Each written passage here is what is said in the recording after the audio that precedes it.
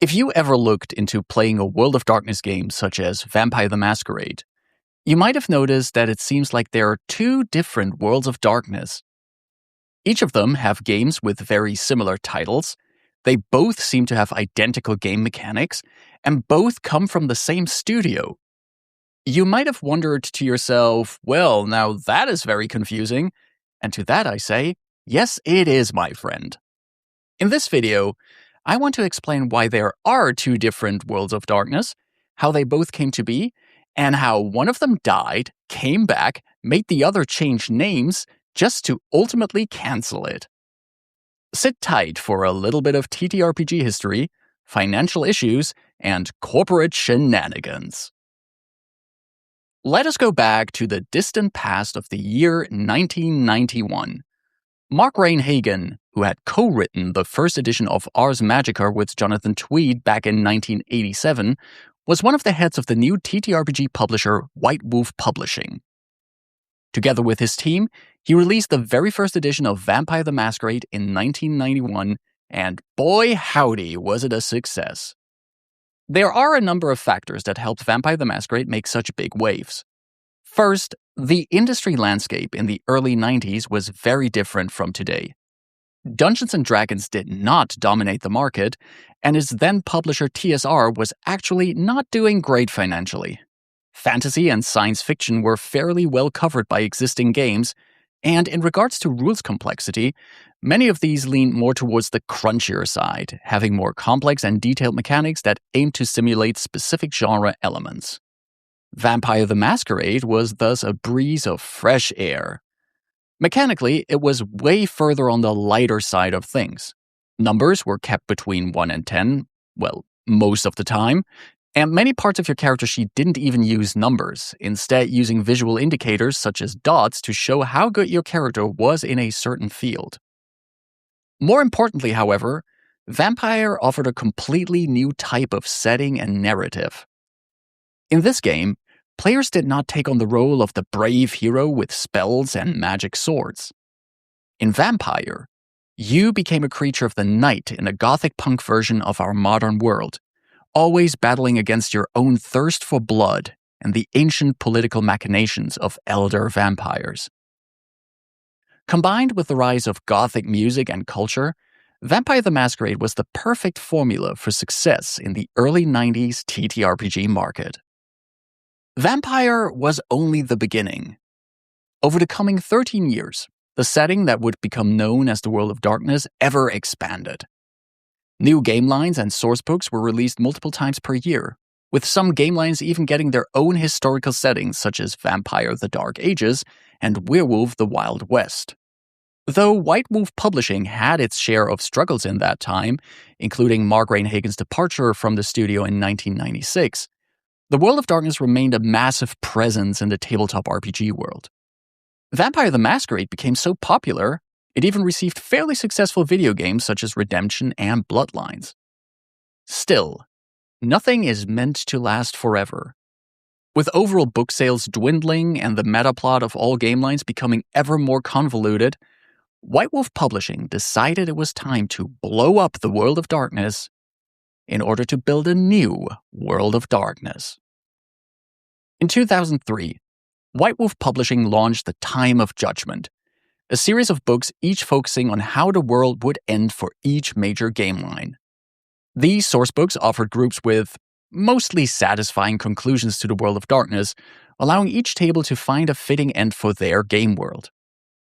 The last Time of Judgment book was released in 2004, and not long after the old World of Darkness seemed to be over, the new World of Darkness made its appearance. Simply called World of Darkness, this core book for the new version of the World of Darkness already showed how this new setting was both familiar and new. Mechanically, the new World of Darkness stuck with its D10 dice pool resolution mechanic and definitely leaned more towards the rules light/narrative side of things. However, White Wolf used this opportunity granted by blowing up one fictional universe and creating another to clean things up. Rules were described more clearly, and game lines were designed from the ground up for crossover play. While it was technically possible in the old World of Darkness to have, say, both vampires and werewolves in the same party, This posed quite a few mechanical and narrative challenges. In the new World of Darkness, all supernatural creatures were built on the same core chassis of rules, and there were rules and guidelines on how to, for example, handle situations in which a mage is trying to use reality-bending magic on a vampire. While the new games kept some familiar names and terms, each game line fully reimagined itself. Vampire the Requiem still had clans with names such as Ventru and Nosferatu, but its story was no longer about the conflict between Camarilla and Sabbat and the looming threat of the ancient vampires known as the Antediluvians. The history of the various supernatural creatures was no longer as defined as it was before, giving groups more freedom to decide for their tables what was true and which aspects of the World of Darkness remained shrouded in mystery. The release of this version of the World of Darkness also established the terminology of Old World of Darkness, or OWOD, and New World of Darkness, or NWOD. While no new books would be released for the old version, many fans stayed loyal to the classic World of Darkness, while others moved on to the new version. However, some things are not ended so easily, and the old World of Darkness would prove that it takes more than dwindling book sales to have it stay dead forever. But first, time for the exciting world of business and company mergers. In 2006, White Wolf Publishing merged with the Icelandic game studio CCP Games, the former becoming a subsidiary of the latter. If you are into science fiction and spreadsheets, you might know CCP Games from their MMORPG EVE Online. Shortly after the merger, CCP announced a World of Darkness MMORPG. Back in 2006, the MMO market was still booming, and I was one of the people extremely hyped by this announcement. Unfortunately, the World of Darkness MMORPG never came into existence. After many years of limited information about the project, CCP announced its cancellation in 2014. This unfortunately fit within the trajectory of CCP's financial troubles. In 2011, CCP Games laid off 20% of its staff, and over the coming years would further reduce its staff and move people away from World of Darkness to development of EVE Online. CCP Games itself will be sold to the South Korean publisher Pearl Abyss in 2018, just to be reacquired by the old management in 2026 and being renamed Fenris Creations. White Wolf Publishing did not go through all of this as a subsidiary of CCP Games, Fenris Creations. Amidst more layoffs and insecurities about the future of the World of Darkness, White Wolf kept publishing material for the new World of Darkness. However, in 2011, it was time to bring back the game that started it all. White Wolf launched a pre-order campaign for the 20th anniversary edition of Vampire the Masquerade. Celebrating 2 decades of vampiric TTRPGs, the 20th anniversary edition, also known as V20, is a massive tome with updated rules of the game's revised edition and extra material from other books. The pre-order was a massive success, and it seemed like the classic World of Darkness was not as dead as we all believed. Following V20, more new books are released for the 20th anniversary line, and we witness the return of Vampire the Masquerade to TTRPG tables all over the world. With more 20th anniversary editions for other World of Darkness games on the horizon, there are now 2 iterations of this world of horror and supernatural creatures competing with each other, both coming from the same studio. Unfortunately, this town would turn out to be just big enough for one of them.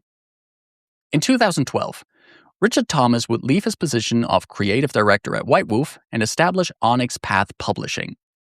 Onyx Path would license, among others, both World of Darkness game lines from White Wolf, using crowdfunding for many projects to bring new books to the people. This licensing agreement held firmly for a few years, and in this time, both versions of the World of Darkness received new books. In August 2015, Onyx Path even announced that they were working on a brand new 4th edition of Vampire the Masquerade. However, after many financially tumultuous years as a subsidiary of Fenris Games, White Wolf was acquired by the Swedish video game publisher Paradox Entertainment just 2 months after Onyx Path announced Vampire's 4th edition. Paradox quickly announced 2 things. First, Onyx Path would no longer be working on a new edition of Vampire the Masquerade. Paradox would move the creation of a new edition back to White Wolf, or whatever remained of it now. Second, the new World of Darkness was renamed to Chronicles of Darkness, a move meant to prevent confusion between the two game worlds. In 2018, Vampire the Masquerade's new 5th edition was released by Paradox.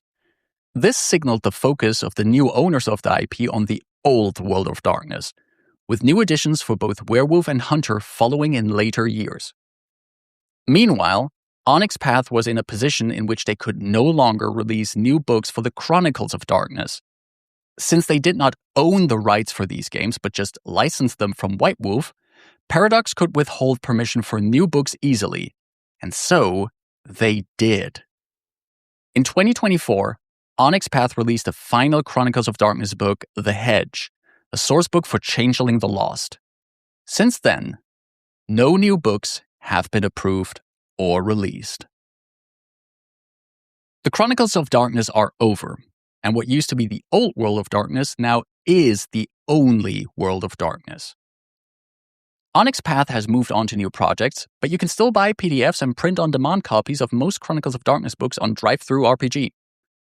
There is still a community of people who enjoy those games very much, and I encourage you to check them out. What you should take away from this video is that the World of Darkness and Chronicles of Darkness are sibling universes, with shared roots but different trajectories.